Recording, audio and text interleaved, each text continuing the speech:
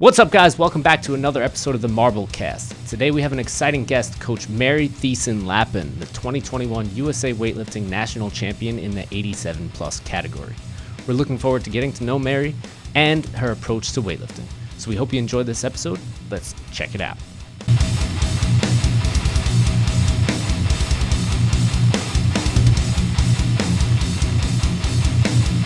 Well, hello, Coach Mary. How are you?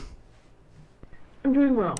I'm a little bit tired, still recovering from the travel from nationals, and then my sister had her wedding reception last week, so I'm a little bit tired, but I'm fine. Awesome. Well, thank you for being on here, and I'm sure you'll find that energy back. Are you on a break week from nationals till you start a new program? Yes. Yeah, I took a week off. I usually don't take a full week off. Like, usually I'll do something, but I needed it really bad because I went right from track into weightlifting, hard again. Sorry.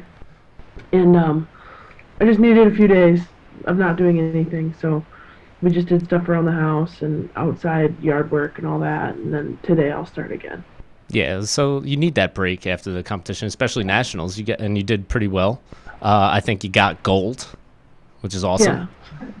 Is this your second nationals? It's my second one. My first one was the online one in December. Right.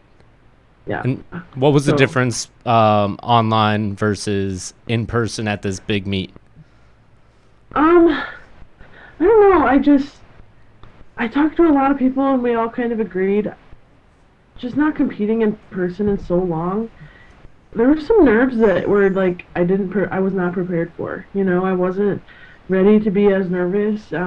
At the nationals in the garage and online in December, I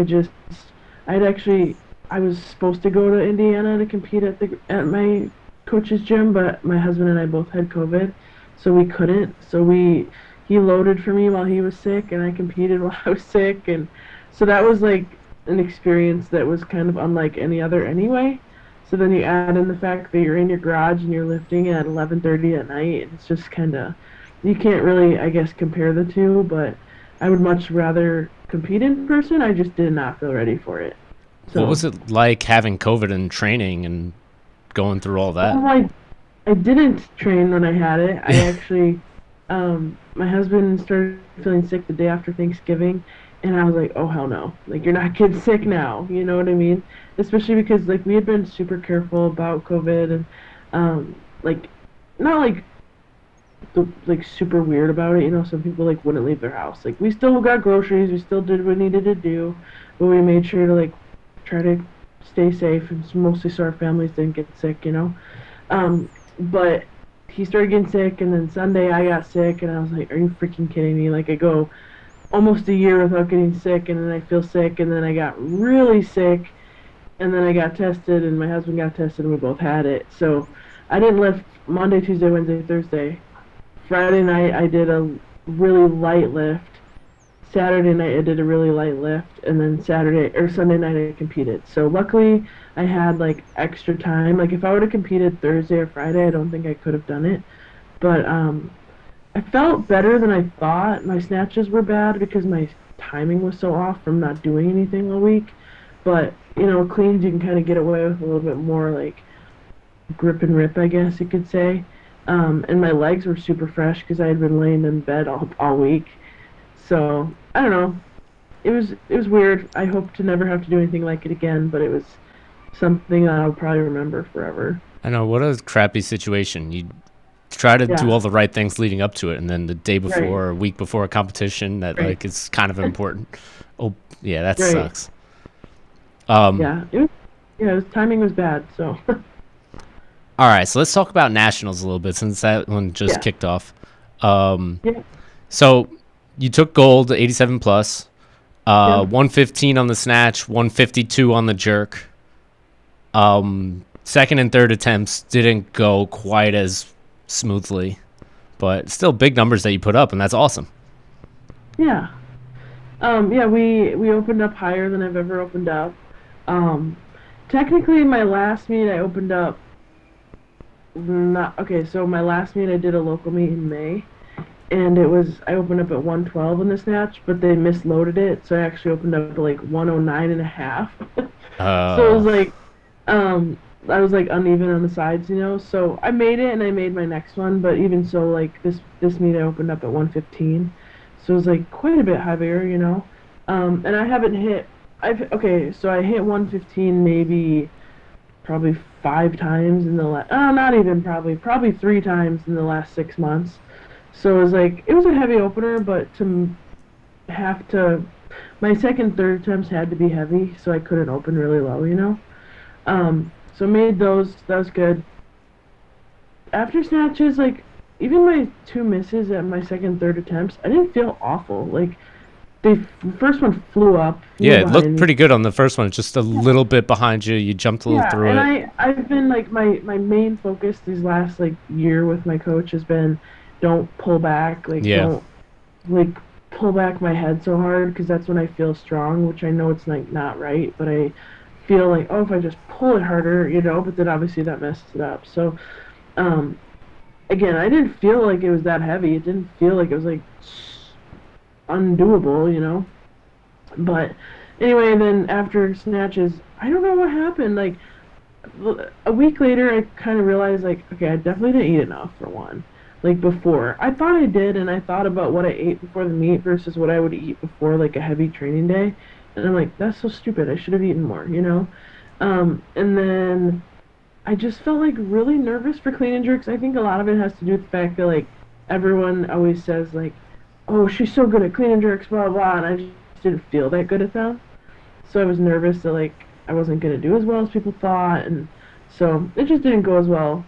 I made my opener, which again was 4 kilos heavier than I've ever opened up, but I only made that, and it was harder I feel like than it should have been. But I also haven't clean and jerked over 150 in like 6 months either. Damn. So opened up at 152. I've done 150 probably 3 or 4 times in the last 6 months, but I haven't done anything over. I attempted 155 a few weeks ago and crushed myself, didn't make it. So I was a little nervous about opening that high, especially after making only one snatch, but then we jumped up super heavy because we had made Pan Ams after my first clean and jerk. So we jumped up a bunch to see if we could try to sneak in a spot at Worlds, and I wasn't ready for it. So, which it wasn't anyone's fault, right? I trained through a really rigorous track and field season, and I just didn't have the reps I needed. So that's all right. It's all part of the game, though, and it's, Yeah. sometimes it just goes that way. But the 152 was really nice, and then Yeah. the 160, I think like you said, you looked a little nervous about it and apprehensive, and then Yeah. a lot of No, times when athletes are trying to get amped up, they get all jacked up, like I got to pull really hard, and you overdo it, and I think that's kind of what happened because you sort of pulled it pulled you back, and then it sort of crushed you and came Yeah. off. So Yeah, and I look at like the pictures and stuff when it's like obviously in like a still frame, and it's like, gosh, I really should have been able to not. If I wouldn't have pulled back just a little bit less, then I probably could have made that. And I've never oh, for made sure. 160 You've made it before, so why wouldn't you make it now?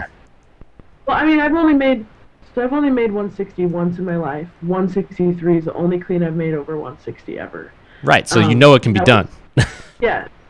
So yeah, I don't know. It was a learning experience, and I felt like kind of like how I felt in track sometimes, like mostly in like high school. And like I'm from a small high school, so I competed against a lot of smaller high schools. So it's like you go back to those times where you win the meet and you feel like kind of a jerk because you don't want to tell people like, oh, I didn't do very good. It's like, but you won. It's like it's you don't want to make people feel bad, right? You don't want to make them feel like, well, you're a loser because you're upset, but you still won. But at the same time, like sometimes you have to kind of compete with yourself, and if you don't do what you think you're capable of, it is kind of disappointing. Oh, 100%. And you're a competitor, so you always try to improve. And listen, you left a lot out there for sure because you have the strength to hit those numbers. It fell short a little bit and something was off. Right. And listen, on top of that, you're kind of new to this sport. You're only, 3 years into it, 4 years into it? Yeah, so it'll be 4 years in like October. So a lot of that is experience, and you're still building your timing with snatch, and snatch is just a demon child. Yeah. Nobody Well, and I does. haven't, like, I was thinking about it. Like, this was my 8th meet ever. Yeah. You know, I haven't done that many meets. Like, I Right. don't Yeah. compete often. So I was telling my coach after, I'm like, kind of like breaking down what I felt, what I thought, and like, what I really, I guess again, everybody went through this. Everybody was nervous. Everybody hadn't competed in so long. But what I really thought a lot of it had to do with was I just wasn't super experienced, you know?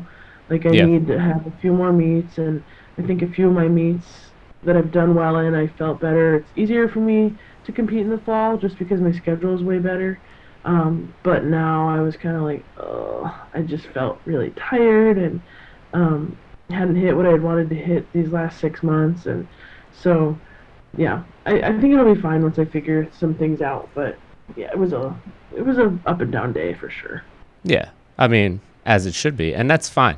It's up and down with the weightlifting, but and that's fine. You know, you're still learning and growing with this sport, but you did qualify for something bigger.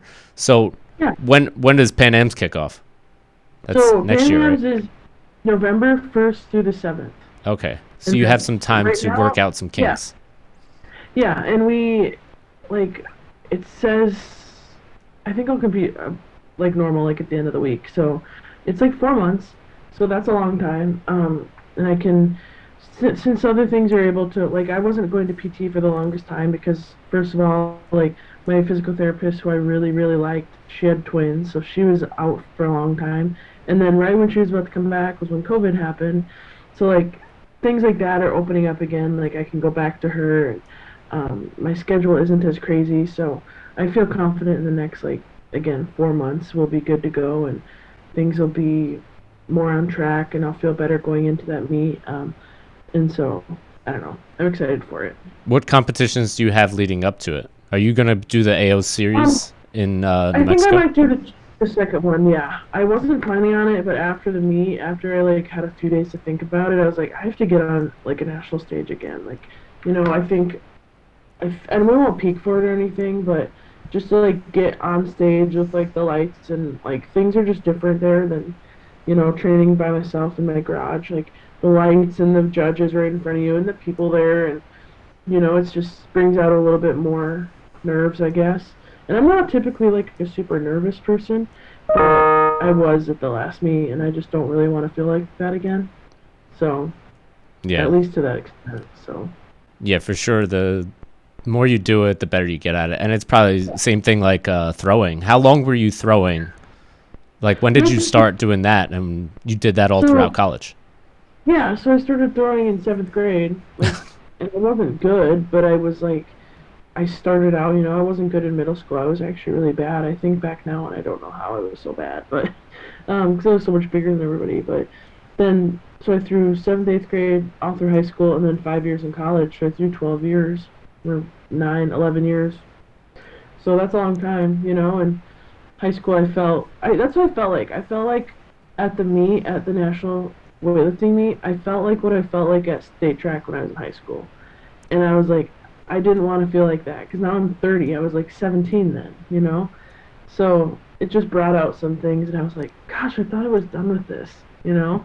Thought I was done feeling like this. You're climbing a whole new ladder. So Yeah. you're basically in your high school stage, but with weightlifting. But on top of that, you're at a national level. So your strength is there. We just, you know, you're just working on stuff still. Right. So it's good. It's awesome. This is the fun part, I think. It's fun watching you lift, too. It's, you know, like you said, it's, like we said, it's an up and down thing, and sometimes you feel great, and sometimes your training is, like, as perfect as it can be leading up to it, and sometimes it's horrible, and you do just fine, and so I'm just trying to get more consistent, I need to get more comfortable hitting, like, 112 to, like, 115 in training, and not just think that I can only do it in the meets when I have, like, the adrenaline, because I need to get more consistent with those bigger numbers in training so I can hit even bigger ones in the meet. What are your current training PRs? I've done 120 off the floor on snatch. I've done that like 4 times. And then in training, the highest clean and jerk I've ever done is 158, no, 156. So I clean and jerked more in meets than I have in training. So we don't clean and jerk super heavy that often because it kind of like, I don't know. I don't. It hits me kind of hard, you It know. wrecks you, yeah. Like, yeah. So I don't clean and jerk that heavy that often. I think like the last year or so I had some issues like my calves would cramp up really bad. So in which I think I figured a little bit of that out now. I was doing a horrible job stretching. So I'm trying to like make sure I'm stretching more and like making sure my body's in like a good state mobility wise, so I'm not just trying to hit numbers when I'm tight and then crush myself and get hurt. So I think I would like to try to hit a few more heavy clean and jerks in training, but I know I'll always probably hit my heaviest ones at meets. Yeah. But Do you have a warm-up routine that is like very specific that you have to do before you lead up? And is it how similar or different is it from warming up for throwing? um, so I do a lot more. When I was throwing, I did a lot more like running and like plyometric stuff, things like that. I don't do as much as that for weightlifting, um, mostly because I I mean sometimes I do if I'm like feeling really like I need it, but for the most part I just don't have room. Like I mean I train in the garage. At the training hall, you've seen how busy. Like where are you gonna go? I mean I guess you could go in the hallway, but like I Yeah. just do a lot more like empty bar stuff to warm up than I do like plyometrics like I did for throwing. That's one thing that I wrote down again after the meet was I want to have a better like warm up. Like I want to make sure my shoulders and elbows and legs and everything are like ready to go. Because sometimes I think I feel like I'm ready and I'm definitely not. So I'm gonna add some more like crossover symmetry stuff and just making sure my legs and calves are stretched out really good. And so that's one thing I have on my list of things to do is develop like a warm up that's consistent every day, and then making sure I stretch really really good when I'm done. Yeah, it's important to get everything. I'm like you. I'm a lazy warm-upper.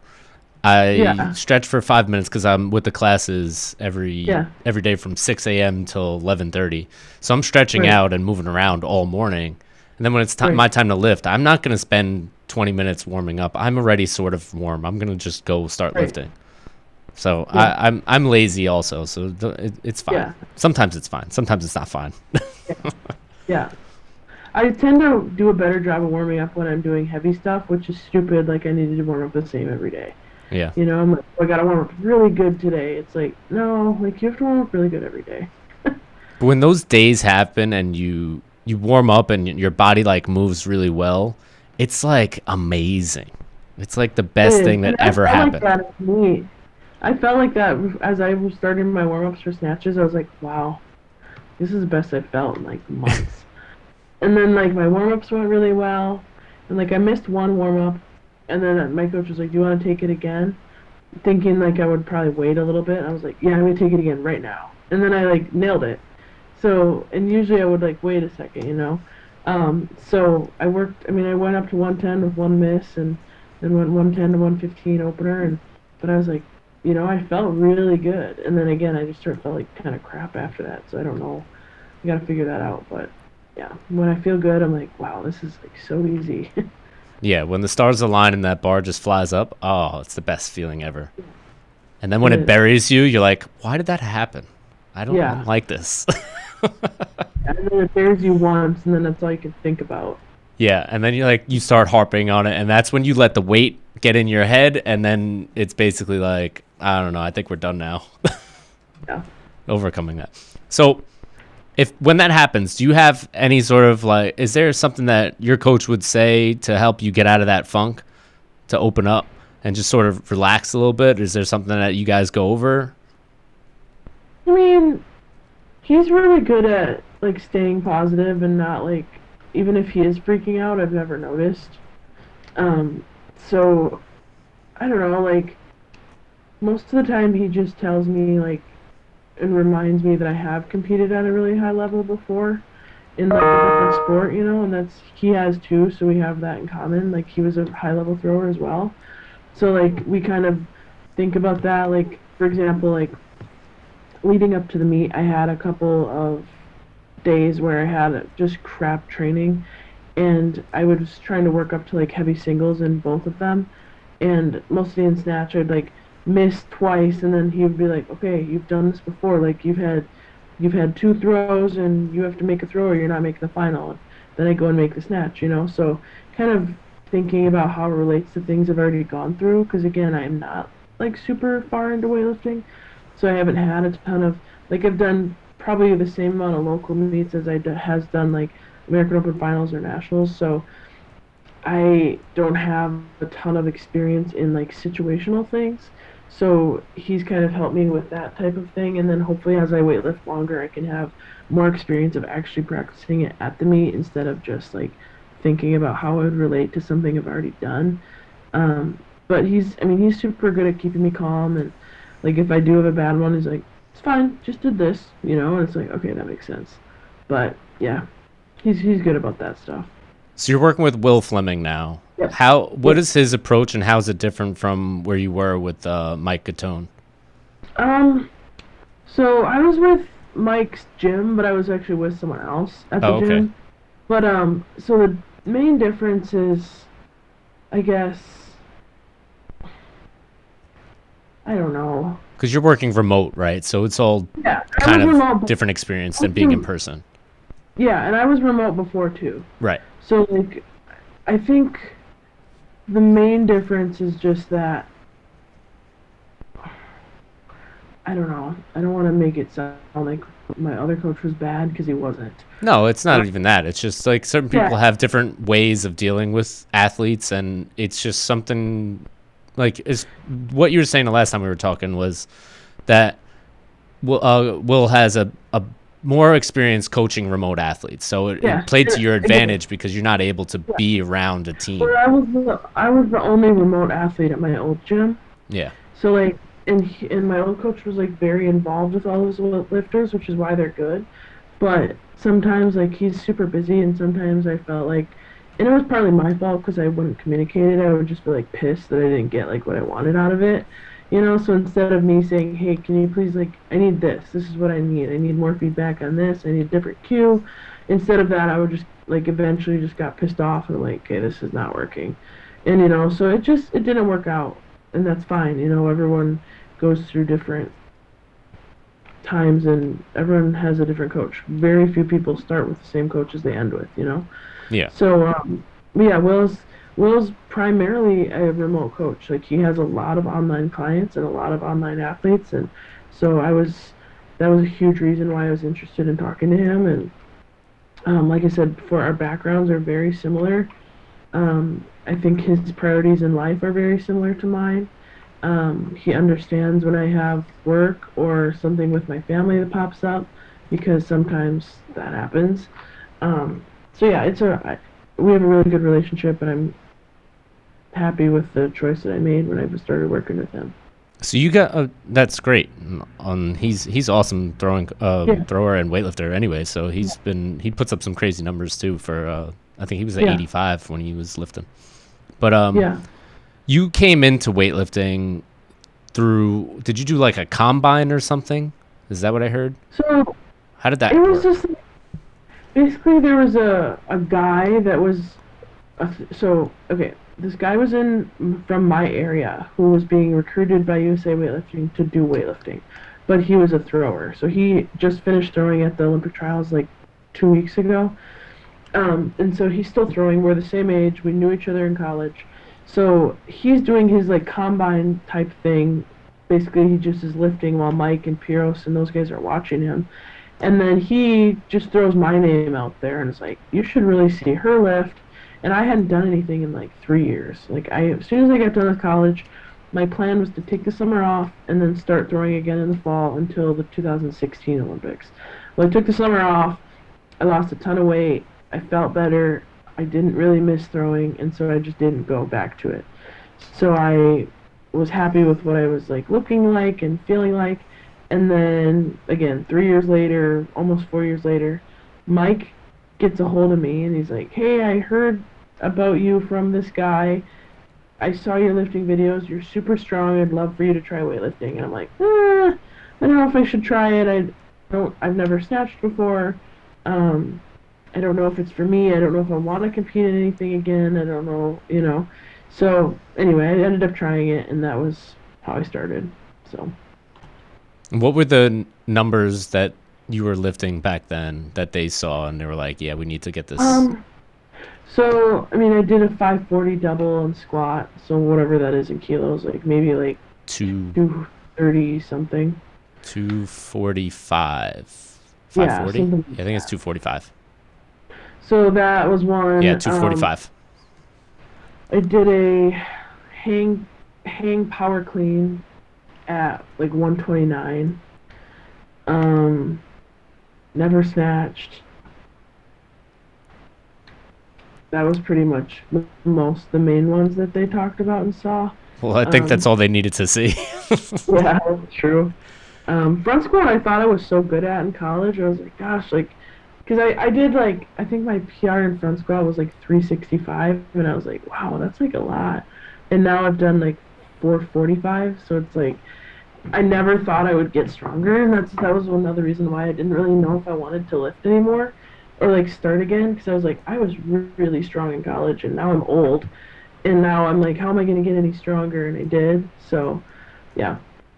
Yeah, when you start focusing on it, it gets better. Yeah, true. So, all right, you started weightlifting at Forza, Yes. and Well, actually, no. So, actually, my friend coached me. So my friend, the one that owned the gym at the place that Mike and Piros went to go see that other guy lift, my friend from high school, like, knew about weightlifting, so he coached me for a little bit, and then he had a baby, and he had a full-time job and a gym. So, like, we kind of just decided, like, you should probably, like, find a coach, you know, that's not just your friend. So then that's when I started working with Dave. yeah, and you started snatching, and from what I understand, you did not enjoy it. No. No. So I enjoy it more now, but I still don't love it. I think I'll love it when I'm better at it, but yeah, I was really bad at first. well, the good thing for you is that you're really strong. So the snatch will get you Yeah. into the competition, but you're going to win the competition with your jerk. So that's Yeah. your strong suit anyway. So keep focusing on that. But Yeah. walk me through this process of learning how to snatch and dealing with, one, the absolute terribleness of it, and two, watching other people like kind of outlift you in that, and how you coped with it and got past it.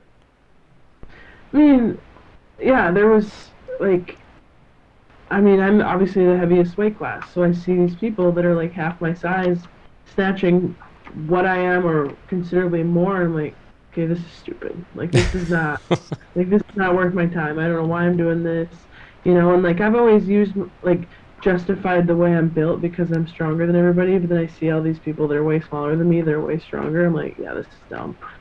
So I don't know. It's just a lot of just learning, you know. It's brand new, and it's like, you know, it's not a lift you can just rip off the floor because it's gonna be bad. And um, my first meet I ever did, I opened up at 81, and I missed my first one, fell and wiped out on my second one, and made my third. But I'm like, you know, I was joking the other day. What is it? 2.5 years ago, I opened up at 90 kilos at American Open Finals in 2018. And I was like, gosh, if I can put on 25 kilos in my snatch opener every 2.5 years, I think I should be good to go. But I was just like so bad when I started, so I don't know. I've had to learn a lot of like patience and like getting in a set position before I start to lift, you know. But finally I feel a little bit better about it, but I still don't feel like great about it. Yeah, for sure. It's definitely a process, and snatching is an art in itself. So, I mean, yeah, if snatching is like, if one little thing goes wrong, it all goes wrong. Yeah. And it's really hard to maintain that bounce or that lift. So it's for sure one of the hardest movements, if not the hardest movement with a barbell. Because you're taking it from the ground and putting it over your head in a full overhead squat. It incorporates every horrible aspect of weightlifting ever. It's a wide grip, jumping upright row, overhead squat. It's awful. Right. Yeah. It's not easy. But when it goes and it feels right, it's like the best feeling ever. Right. So super fun. So when you see other athletes like just lifting really smoothly, do you ever just like, hey, how'd you do that? Like, what are you doing right there? Like, do you ever try to pick their brains or just like study a little bit? I don't usually ask anybody, but I do like slow it down, and like there's a few lifters that Will and I have talked about that are like that he's like you should like see what they do on this. Like don't ask them, but like watch this, you know. And I've slowed it down a little bit and like tried to figure out like how I can do that. But I don't like I know like people say like you're not supposed to watch other lifters because everyone does it different, but there's cues that I think you can catch on from other people like without just trying to replicate their lift completely. So I watch some people that I Who do you think watch? Who are the lifters that you sort of look up to? Well, I watch Hunter in her snatches because I think she does a good job of like setting up. Like she's she's set before she goes, and she's very like she's pretty vertical. And that's what I'm trying to get to be is more vertical. And then I watch what's her name, Cow, the one from where's she from? So Thailand or Taipei? South Korea. I don't know where she's from. I should know. That's really horrible. I don't know that. But she's super good. I think she's a 59, right? I think. Something like that. If we're talking about the same person. She snatches 110. Yeah. So she's like so tiny, but she's super straight up too. Maddie, she's super upright. So that's what I'm really trying to work on. So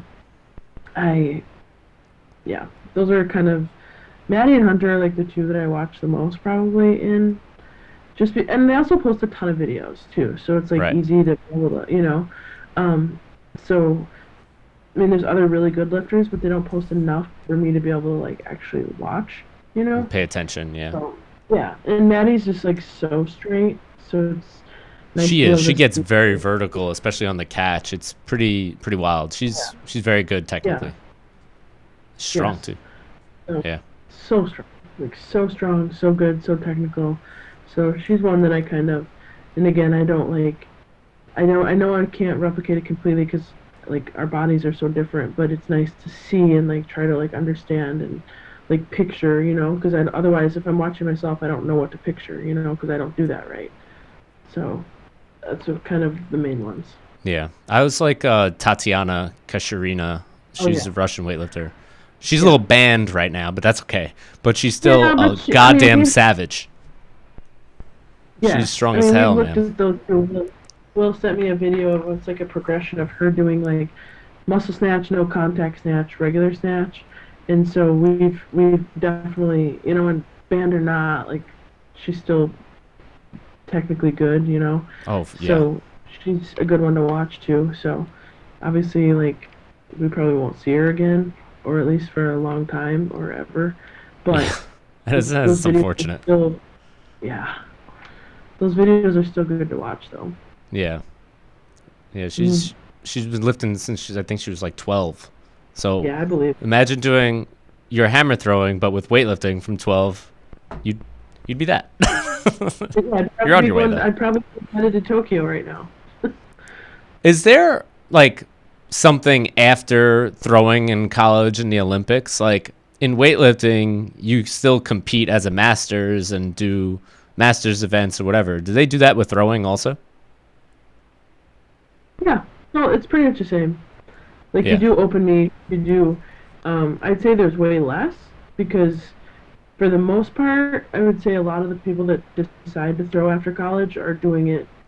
Like most of the people that I know are doing it still are training to like be in the Olympics, and so that's not every weightlifter. Like that's like there's so many weightlifters that know like they're not going to the Olympics, but they still train hard and. You know, so there's just not as many post-collegiate people in throwing, but it's the same concept. There's open meets and there's masters and there's weightlifting is definitely more accessible and popular, but especially now with CrossFit. Yes. Yeah, CrossFit kind of opened up the floodgates a little bit for weightlifting and powerlifting, but even still, like. You need weightlifting to do throwing. So you're always doing some form of lifting and strength work. Yeah. So just to continue to do that and still want to feel competitive, weightlifting is always an option. Whereas I feel like throwing is like, maybe I just stop throwing here and it's fine. Yeah. Well, it's a lot of time because you think about it, like you said, you can't just go out and throw for an hour. Like, you have to train, you have to lift, you have to do all that other stuff, you know? Like, for lifting, you can train for an hour and a half, you know, or even an hour some days on your easier days. But you have to add the throwing time, too, which then you have to work it around, like, when is there open, like, for the gym, it's open all day. For throwing, a lot of times you have to find a time when you can make it work with your work schedule, and then also, like, a lot of schools and universities won't let you just show up. Like, you have to work on it when it works for them, you know? So it is hard to throw post-collegiate, you know? It's hard to make everything work with lifting and throwing and meets and... So. And then how do you practice if there's, like, you don't have a field? Is there, like, a net you can throw into indoors? Yeah, so, like, we have a huge tarp inside because obviously it's harder, like, where we live, like, in Wisconsin and Minnesota and all the northern states. Like, it's harder to train inside or outside, and we can't, basically I try to keep my kids out until Thanksgiving, but there's times where it's, like, 25 degrees around Thanksgiving, and it's, like, you're basically not even going to be able to physically warm up when it's that cold. And then when are you going to get hurt? And nobody wants to be there anyway. So we go out inside when it snows or when it's like really cold. But we're basically inside from Thanksgiving until spring break, so like the second week of March. So we have a huge tarp that we can throw into. Otherwise, tons of drills, things like that.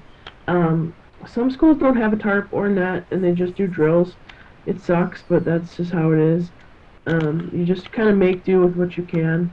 I've seen a lot of creative things that people do, some really stupid things people do, but just because it's dangerous, you know, throwing heavy stuff, not knowing where it's going to go.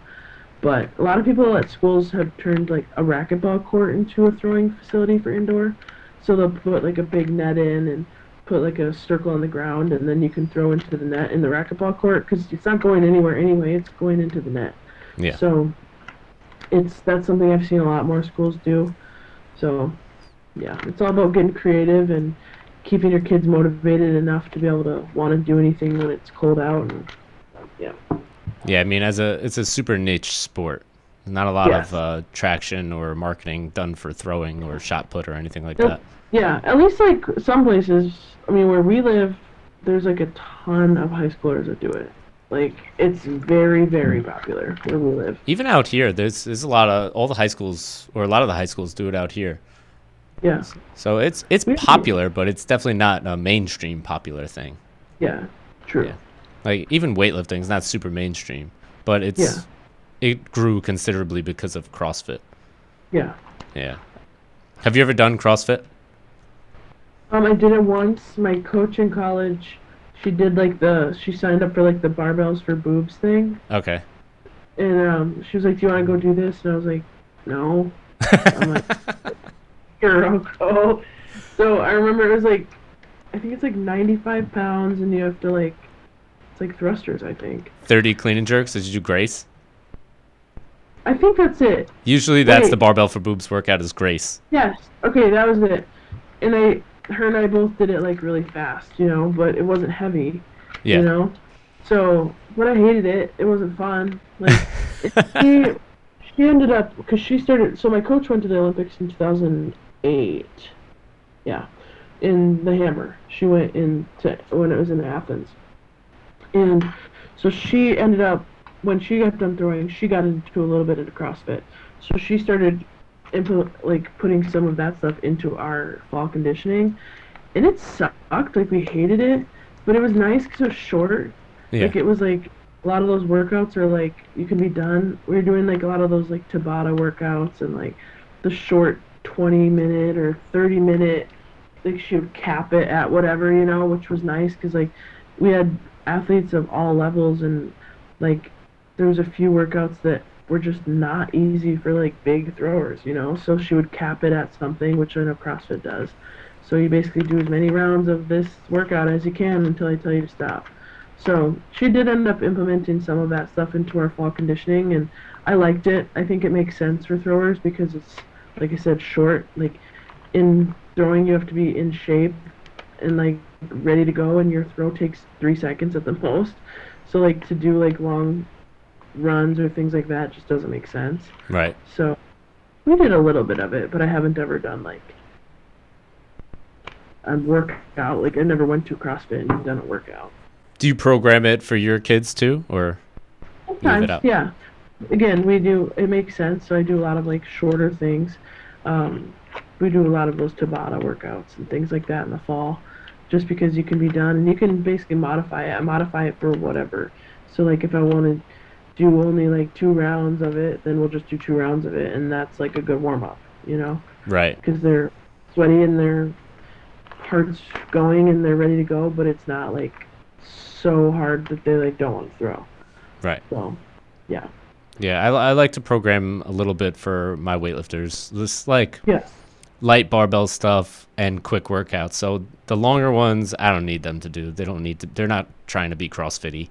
It's just to be athletic and to move around and get a little more power burst out of it. So it's fun to watch them do it because they're actually a lot better than a lot of the CrossFit athletes that I have because they're transitioned from CrossFit to weightlifting. And in my personal opinion, if you're better at weightlifting, you're going to get better at CrossFit just by being stronger.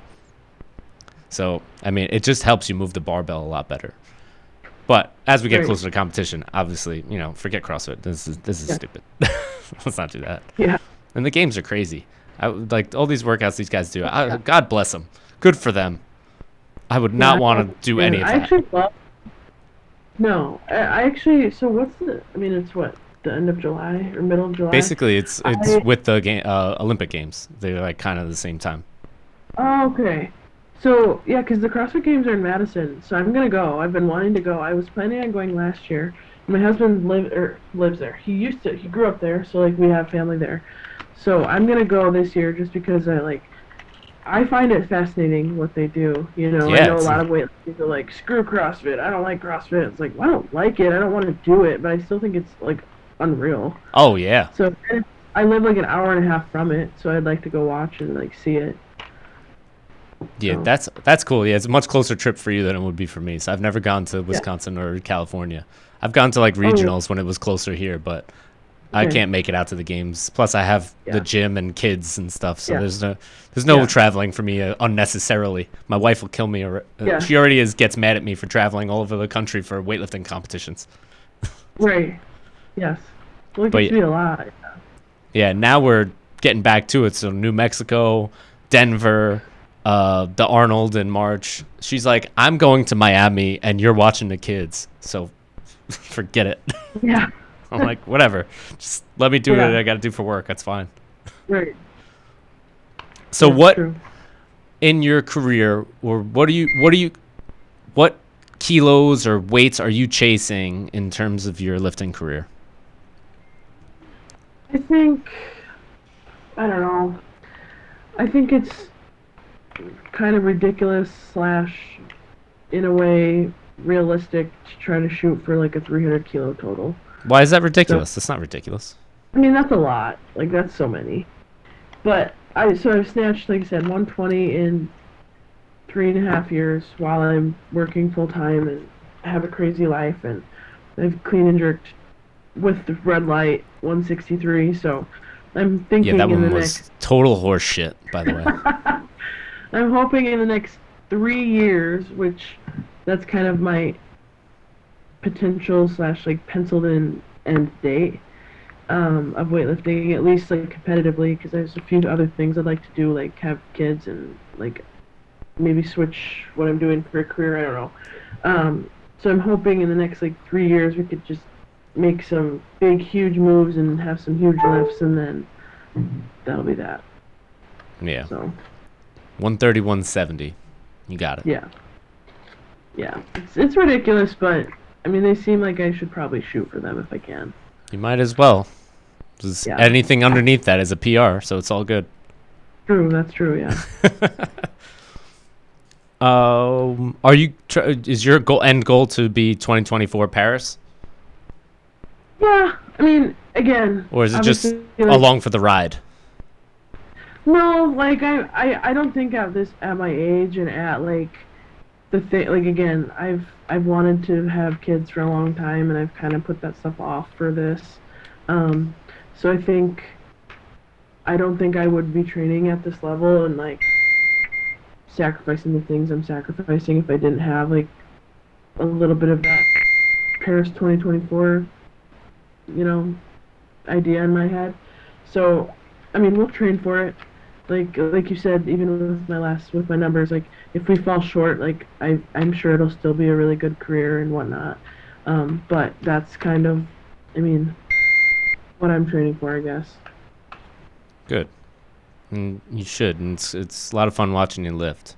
And with all the work Thanks. you're putting in and all the competitions, what do you do for fun?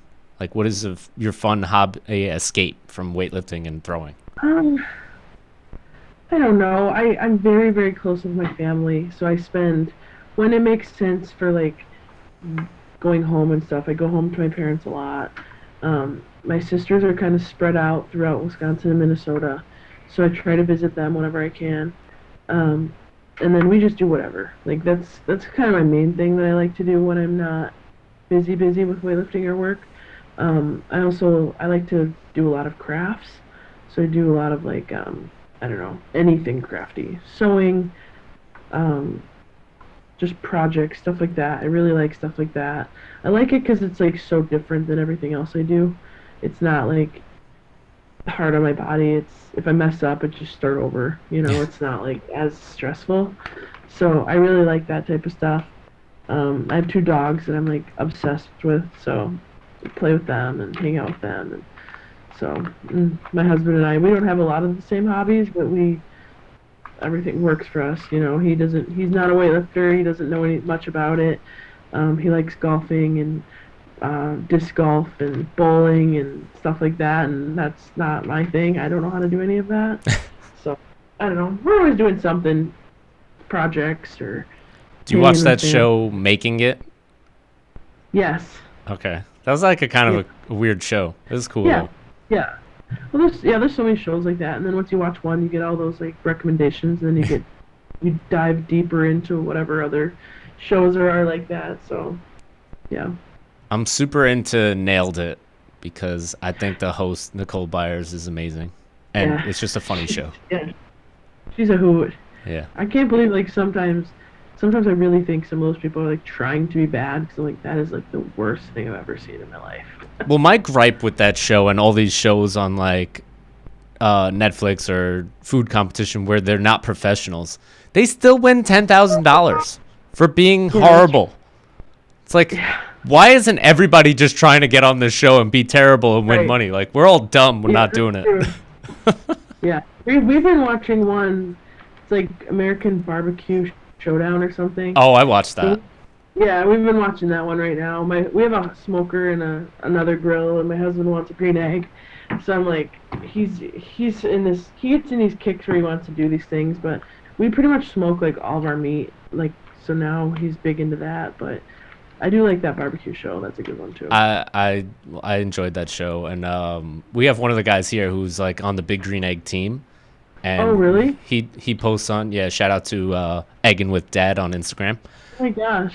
And he posts a lot of really good barbecue. So I'll send him my barbecue, and he'll after he posts his like that's cool. Pork shoulders. He just did like a gold grade brisket for his birthday. It looked awesome. Oh my gosh. Yeah. Yeah, we want to get more into it. Like we pretty much do like the easy stuff, like the pulled pork and just like barbecue chicken, things like that. But after watching this show now, Casey and I want to buy a book and like actually figure out how to do good stuff. So Did you, like after watching that show, I just want to build a pit out of the cinder blocks and get a whole pig. Yeah.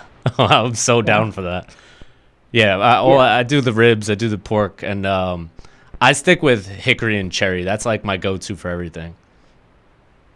Yeah, I think we use hickory almost every time, or apple. I think we use apple sometimes. Yeah, apple's cool on like pork and chicken. But I cook a lot of beef, so a lot of like brisket and short ribs and stuff like that. I dig that. Okay. Yeah, I love to cook. I love to eat. Yeah. Yeah. I'm getting hungry even talking about it. Yeah, I haven't eaten anything today. All right, so we'll wrap this one up. Let me ask you one final question. What advice do you have for any new lifters out there who are looking to transition from another sport into weightlifting? Any advice you can give them on how to stay focused? I guess I would just say, it sounds cliche and silly, but just give it time. Like don't be like me and think that you're gonna get results in like 5 seconds. Like give yourself time, give it an actual shot. Find someone that knows what they're doing to help you. And if it doesn't work out after you gave it like an actual deep down like try, then that's fine. But don't give up unless you actually try. Because I know especially in the beginning when I started, I'm like, I'm not good at this. People thought I was going to be good because I'm just strong. And if I would have given up, I mean, that would have been dumb, you know. So at least now I'm a few years in, so if I decided not to do it now, which I don't plan on doing for a while, at least I know I tried it and did my best. So that's what I would say. Awesome. Well, Coach Mary, thank you so much for being on here today. We appreciate your time. Yeah. And yes, thank you. Keep lifting, and good luck with all the competitions. We'll see you out there in New Mexico in a couple months. Sounds good. Yeah, I'm pretty sure I'm doing it, so. Awesome. So we'll see you out there. And remember, guys, age is inevitable. Weakness is not. So get out there and live some shit. We'll see you next time. Thanks for listening. Thanks for watching. Thanks for watching today's MarbleCast. We hope you enjoyed this episode. Hit that subscribe button so you don't miss out on any content. Check out our Spreadshirt shop to grab some swag. And if you would like to support the MarbleCast, please head over to anchor.fm. All of the links are in the description, and it helps us out to keep the channel running. Thanks so much, guys. See you next time.